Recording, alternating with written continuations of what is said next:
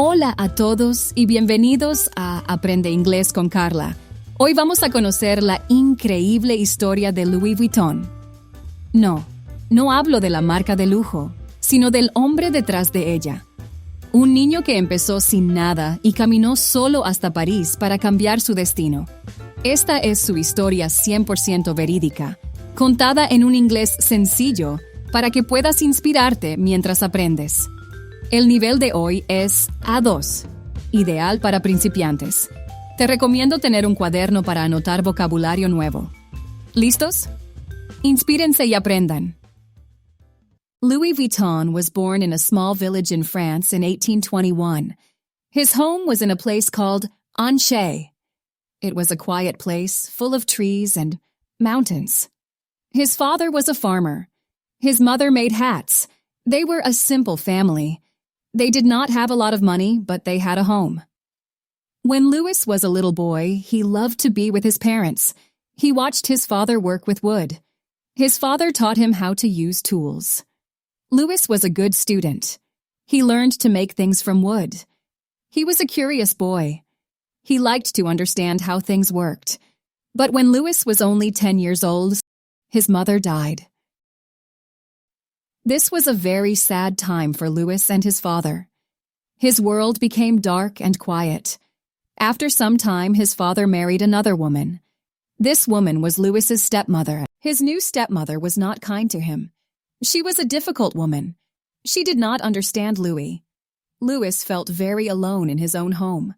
He missed his real mother very much. The house was not a happy place for him anymore. His father was often busy with work. Louis spent many hours by himself, thinking and dreaming. He dreamed of a different life. He dreamed of a big city he heard stories about. That city was Paris. The stories said Paris was a city of lights, opportunity, and new beginnings. For a boy in a small, unhappy home, Paris was like a magic place. He wanted to go there. He wanted to work. He wanted to build a new life for himself. This was his big dream. One day, when Louis was 13 years old, he made a decision. It was a very big decision for a young boy. He decided to leave his home. He decided to walk to Paris. He had no money. He had no food. He only had his dream and the clothes he was wearing. So, in the spring of 1835, Louis started his journey. He said goodbye to his village and started to walk. The journey was very, very long. Paris was 470 kilometers away. That is like walking from one city to another, very far city. He walked every single day. He walked on long roads made of dirt and stones. Sometimes the sun was very hot. Sometimes it rained and he got very wet. He did not have good shoes. Soon his shoes were broken. He walked with no shoes on his feet. His feet hurt. They were cold and full of cuts. But he did not stop. He was a strong boy. He just continued to walk. This was the first important lesson of his life. When your journey is hard, you must keep going. You must not give up.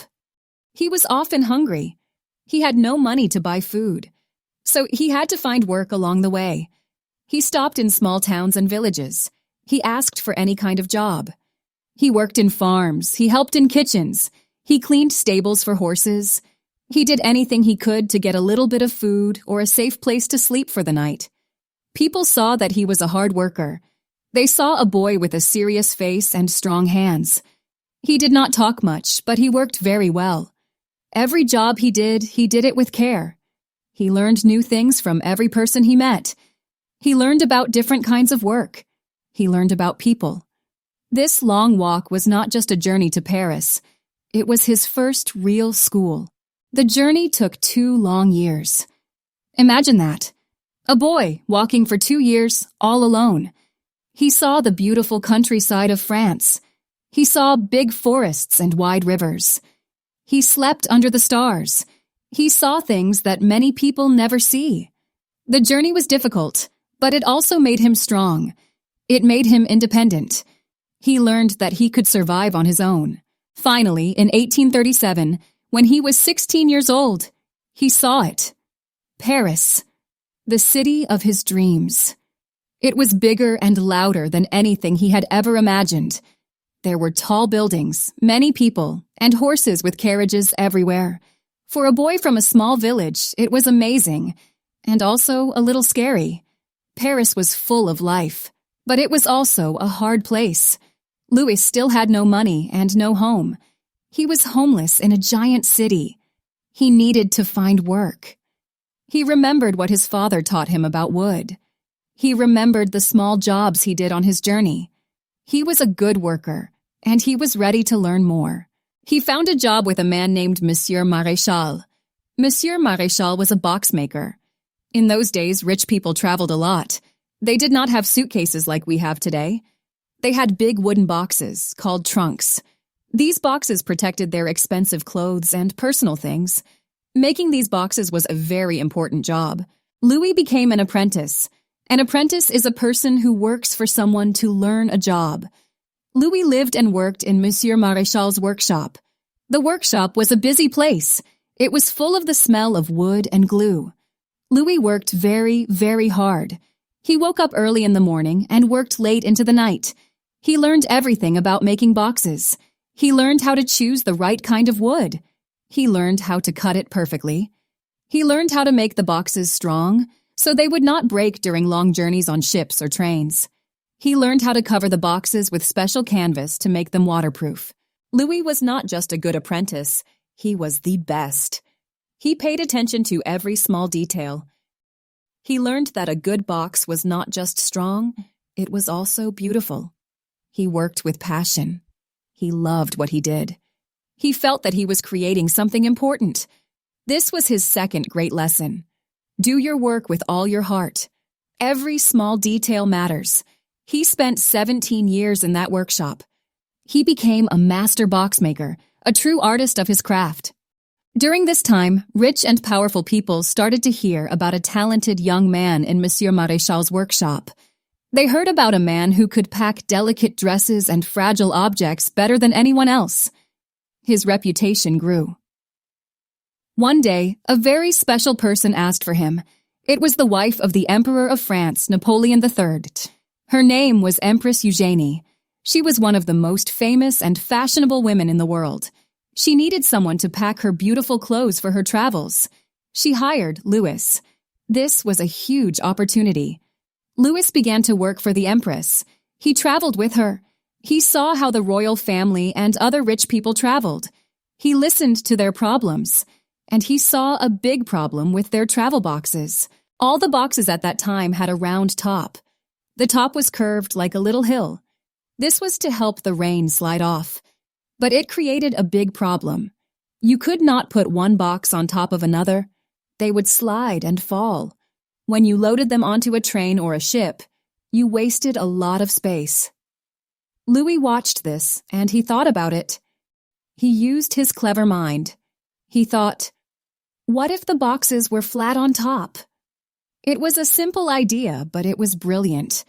A flat-top box could be stacked. You could put one box on top of another and another. It would save space. It would make travel much easier.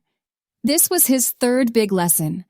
Listen to people's needs and use your creativity to find a solution. In 1854, after 17 years of learning and perfecting his skills, Louis decided he was ready. He was now 33 years old. He had a great idea and a lot of experience. He opened his own workshop in Paris. Above the door, he put a sign. The sign said, "Securely packs the most fragile objects, specializing in packing fashions." It was a simple promise, but a powerful one. He started to make his new kind of box. His boxes were different from all the others. They had flat tops, so they were easy to stack. He made them from a special light wood called poplar. This made them easier to carry. He covered them with a gray canvas that was waterproof and very durable. His boxes were not just practical, they were also elegant and beautiful. People loved them. His idea was a revolution in travel. Rich people who traveled often saw that his boxes were much better. Soon, everyone wanted a box made by Louis Vuitton. His business started to grow very fast. His name became famous. He was not just a box maker anymore. He was an innovator. He was a designer. He understood that people wanted things that were both useful and beautiful. He understood the world of luxury. His fourth lesson was clear. Your name is your promise to your customers. Always give them the best quality, and they will trust you. His success was great, but his life was not always easy. In 1870, a war started in France. It was the Franco-Prussian War. Paris was a dangerous place. Louis's workshop was destroyed. Everything he built was gone. He lost all his tools, all his materials, everything. He was back where he started, with nothing. But Louis Vuitton was not a man who gave up. He remembered the long walk from his village. He remembered the hunger and the cold. He survived that. And he would survive this. As soon as the war was over, he found a new place and started again. He built a bigger workshop. He was determined to make his business even better than before. He worked with even more passion. He also faced another problem. Other people started to copy his boxes. They made boxes that looked like his, but they were not as good. They were cheap copies. To protect his brand, Louis needed to be creative again. He changed the design of his canvas. First, he created a canvas with red and brown stripes. It was beautiful and easy to recognize. Later, he created another design with a checkerboard pattern, the damier canvas. These designs were like a signature. When you saw that pattern, you knew it was a real Louis Vuitton. Louis also knew that his business needed to continue after he was gone. He had a son named Georges. He taught Georges everything he knew about the business. He shared all his secrets about making the best trunks in the world. He taught him about quality, innovation, and taking care of customers. This was his final lesson. Share your knowledge and build something that will last for generations. Louis Vuitton worked until the end of his life. He died in 1892, at the age of 70. The homeless boy who walked 470 kilometers to Paris died as a successful and respected man. He had built an empire based on a simple wooden box. His son, Georges Vuitton, continued his father's work. To honor his father and to stop the copycats forever, Georges created one of the most famous symbols in the world. He designed a new canvas using his father's initials, LV, along with flowers and other shapes. This was the famous monogram canvas we know today. Georges took the company to the world. He opened stores in London and New York. The name Louis Vuitton became a symbol of luxury, travel, and incredible quality all over the planet. The story of Louis Vuitton is not just about a brand of expensive bags. It is the story of a boy with a dream. A boy who faced sadness and hardship, but never, ever gave up. He walked a long, hard road, but every step made him stronger. He used his hands and his mind to turn a simple craft into an art form. He showed the world that with passion, hard work, and a good idea, you can change your life and create a legacy that lasts forever. From a homeless boy in Paris to a name known in every corner of the globe, his journey is a powerful reminder that our beginnings do not decide our end. La historia de Louis Vuitton nos enseña que el camino más largo puede llevar al destino más grande. Un paso, y luego otro. Con habilidad y un sueño, pueden construir un imperio. Así como Louis caminó hacia París, tú puedes avanzar en tu inglés, palabra por palabra, con paciencia y constancia. Sigue aprendiendo con nosotros y descubre más historias que inspiran aquí, en Aprende Inglés con Carla.